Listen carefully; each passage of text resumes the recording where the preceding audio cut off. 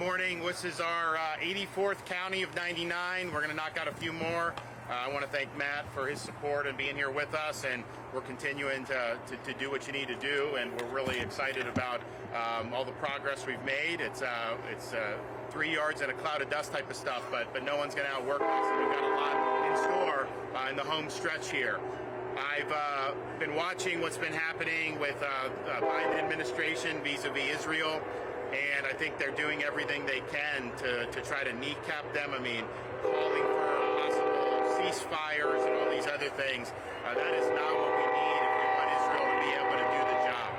And so I'm concerned about what I'm seeing out of Washington. I think they're trying to thread a political needle that you just can't thread. You're either for Israel defending itself or you're not. And now's the time we got to support defending them. If you're concerned about anything happening in Gaza, the answer to that is to call for Hamas's unconditional surrender and call for the release of all hostages. But I don't see a lot of those people doing that. So let's just understand who's at fault here, and let's understand who has a right to defend themselves. So, coming back locally, now we're from Blue Radio, Nebraska, as to coming up as what you guys are doing, caucusing here in Iowa affects everybody across the country. One of the things that we're concerned about is the pyramid of power being upside down. How can you work to be able to reverse that, correct that, so then people feel like they're actually a lot more part of it? Yeah, look, I think I'll be somebody that will fight for people against a lot of those entrenched power, which is what I've done in Florida. But I'm also somebody that will be able to win those fights, win the election, win the big battles, because you can sit there and fight. If you don't convert, it doesn't matter. And then that will allow us to really lead this country to a direction where we are living up to our best ideals, where the government is returned to its rightful owners, which is we, the American people. Because what's happened over the last many decades is you've had power accumulate in Washington almost irrespective of the American people's decisions at the voting booth.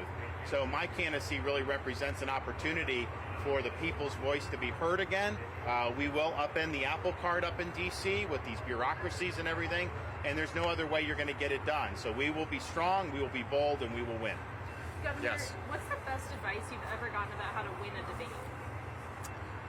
You know, I think people kind of just say it differently, but at the end of the day, it's just authentically tell people why you should be the candidate.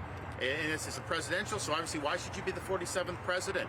And you just got to frame it in a way that people see that. And they see your leadership, they see your vision, they see that you have a record of accomplishments to be able to run on, which many of the other candidates don't. So that's it. But it's just ultimately just speak from the heart, let people know what you stand for. I think the debate's 2 hours, and I don't know how many have officially qualified. I think at least 4 have, maybe 5 will. But so smaller stage with probably more speaking time. So that's probably a good thing.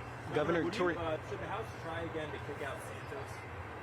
You know, I'll leave that to them. I mean, I know like kind of the background of it, but I don't know all the details. So I trust they'll make a good judgment on that. Governor, just some clarifying notes from you on your interview yesterday with Morning Joe. You said it would be fatal to nominate Donald Trump for the party in 2024, but you said you would still support him. I said that, well, the question, I mean, it was obviously relating to Trump, but it was a general question about if you have a Republican, any nominee that is convicted of a felony, what would that mean for their chances?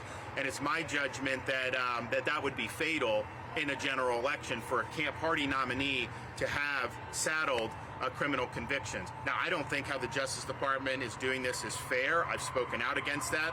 I am going to end the weaponization of the DOJ when I become president. There's a lot we have to do to clean house. We will absolutely do that.